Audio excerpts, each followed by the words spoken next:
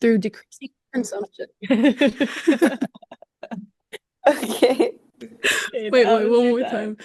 Reducing deforestation in Russia through decreasing consumption by Scarlett. Gianna. Mariah. Kenneth. Alan. Hold on.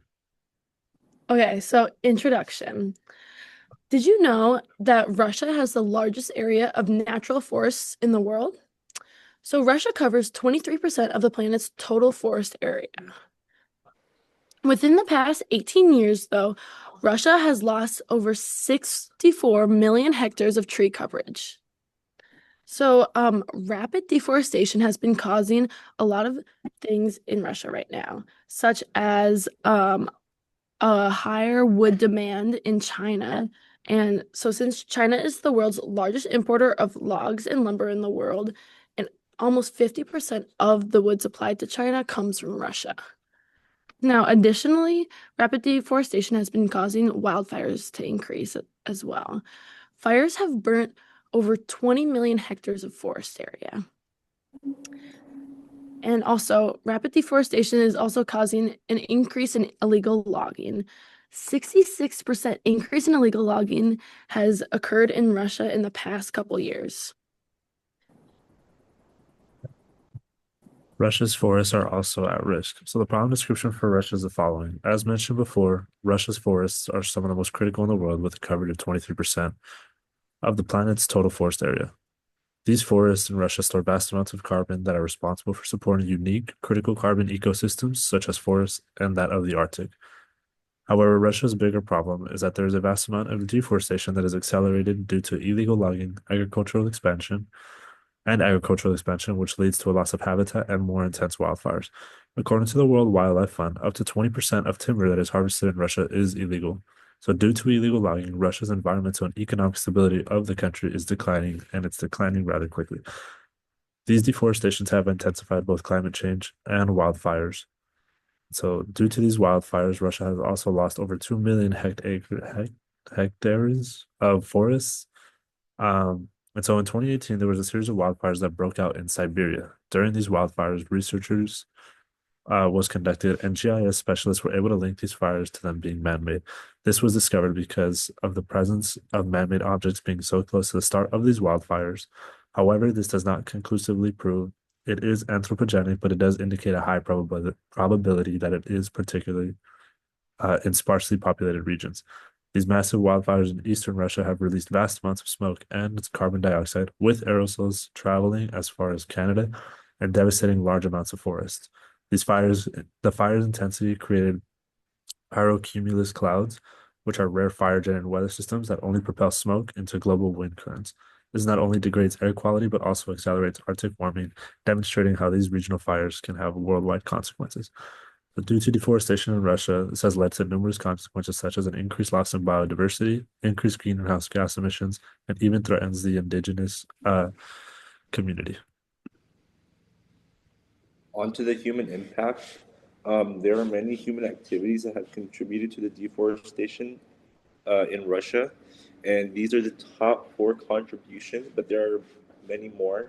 However, these are the very significant issues that have arose that have caused the major issues in deforestation, and one of them is corruption within the government, which means there's minimal oversight on illegal logging, and imports and exports of logs to China have played a very major part because it has significantly decreased Russia's economy. Not only that, um, illegal logging is also present. In addition to that, raging wildfires is a major contribution because, for obvious reasons, it destroys the wildlife. And then Russia's lackluster response to deforestation itself is also um, a major factor in the deforestation. And these are some of the motivations, which is competition, short term economic gains, and economic viability. Corruption within the government, which obviously is caused by minimal oversight on illegal logging, states that illegal logging occurs because permits are being issued illegally, as there is no transparency between the two dealers. According to the sources that I have read, and analyzed, the Office of the President of Russia reports that there is an increase of about 66% in illegal logging. In regards to the imports and exports of logs to China, imports to China in terms of logging are supplemented by Russia with a percentage of 48.3% per sources. A small percentage of lumbers and logs are imported to China from Russia illegally. Raging wildfires is where the Russian forests are almost wildfires in the Russian forests are almost man-made, meaning we or us human beings contribute to the deforestation.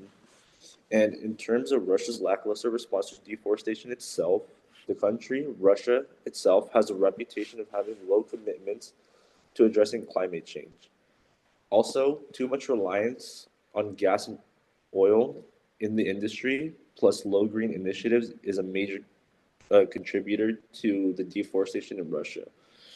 For the motivation aspects, competition, back to the point regarding corruption within the government as a human contribution to the deforestation in Russia, little oversight with the logging industry has caused bribe payments to tolerate unfair competition, issues basis to the highest bidder, and giving unfair advantages to those with high-level connections.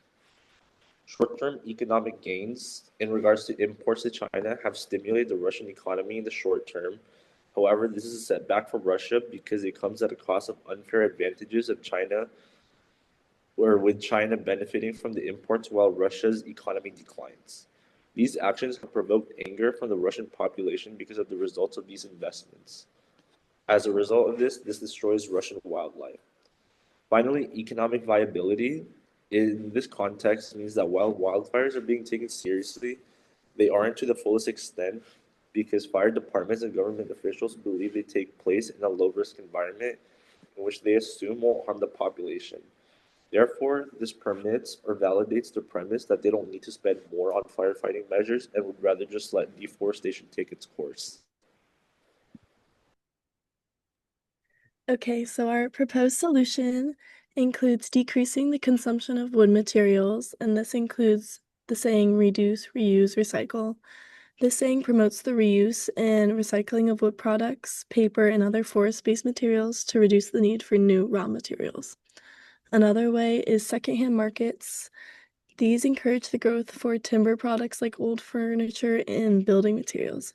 This can reduce the demand for new forest resources. A few examples are flea markets, thrift stores, and online websites like eBay.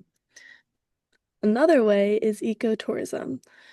Promoting ecotourism as an alternative economic activity in forest areas can be sustainable tourism can create economic benefits for local communities while preserving forests. This is a responsible way to travel that is also nature-oriented. This can educate visitors on the importance of conservation as well. Some examples include visiting national parks so tourists can see the beauty of nature in order to fully understand the impact of deforestation. Another solution is a shift to alternative materials. This can include bamboo and recycled paper. Another way is to also avoid single-use packaging. This will reduce the demand for raw timber and paper. Our last solution is promotion of sustainable forest management. An example of this is selective logging, which is when only certain trees are harvested, allowing the forest ecosystem time to regenerate. And the people who have the influence to implement these solutions are governments. They can create regulations and laws. Individuals have many strategies to use, as well as businesses. So overall, by combining a reduction in consumption with improved forest management practices and stronger regulations, these solutions can contribute to reducing deforestation in Russia. The goal is to balance economic development with environment sustainability, ensuring that forest ecosystems continue to thrive for future generations. Conclusion. Key findings. Russia is losing forests at a massive scale. As mentioned before, Russia holds 23% of the world's forests, making it critical for global climate regulation and biodiversity. Over the past few years, a lot of land has been lost. Over 215 million acres has been lost since 2001, releasing 13.91 billion metric tons of CO2 into the atmosphere. And in 2023 alone, there has been 8.6 million acres of land lost. So you could only imagine how much CO2 has been put in the atmosphere from that alone. Human-driven destruction. Human activity is the main factor driving deforestation. Up to at least 90% of wildfires are caused by humans, and there are other contributing factors that are accelerating deforestation, like logging, both legal and illegal, infrastructure development, and agriculture expansion. Illegal logging is widespread and driven by foreign countries. So, as mentioned before, illegal logging has increased by 66%, often due to corruption and weak oversight by the government. So, it is also driven by foreign countries like China. So, China imports about 48.3% of timber from Russia, which fuels unsustainable extraction. Climate change is both a cause and a consequence. Deforestation contributes to global warming by releasing carbon and reducing carbon sinks, which in turn affects climate change. While warming temperatures and dry conditions increase, the frequency and severity of wildfires also increases. Indigenous communities are at risk. Indigenous communities are facing displacement and threats to their livelihood due to the forest loss and environmental changes. Recommendations. 1. Reduce global consumption of wood and agriculture produce linked to deforestation.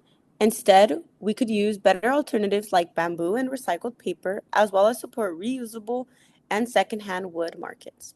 2. Strengthen regulations on illegal logging through stronger enforcement, monitoring, and penalties, along with encourage sustainable forest management like selective logging and ecotourism. 3. Support indigenous communities. As we mentioned before, traditional ways of life are disrupted by climate change and environmental changes. So we must support indigenous communities and local communities that are being affected by deforestation through legal protections and climate resilient measures. 4. Invest in wildfire prevention and climate adapted forest management, especially in fire prone areas. 5. Prevent further agriculture and infrastructure expansion, especially into forests and at-risk regions, so we can protect vulnerable ecosystems and communities in those areas. 6. Last but not least, increase public awareness, so we can drive individual and collective responsibility for forest conservation. It is not just the government's issue, it is also our issue to aware others as well as be informed for this issue.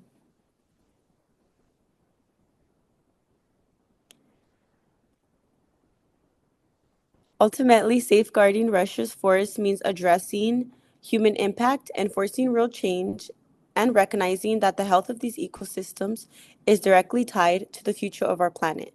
It is not just a national responsibility, but a global necessity for climate stability, biodiversity, and future generations.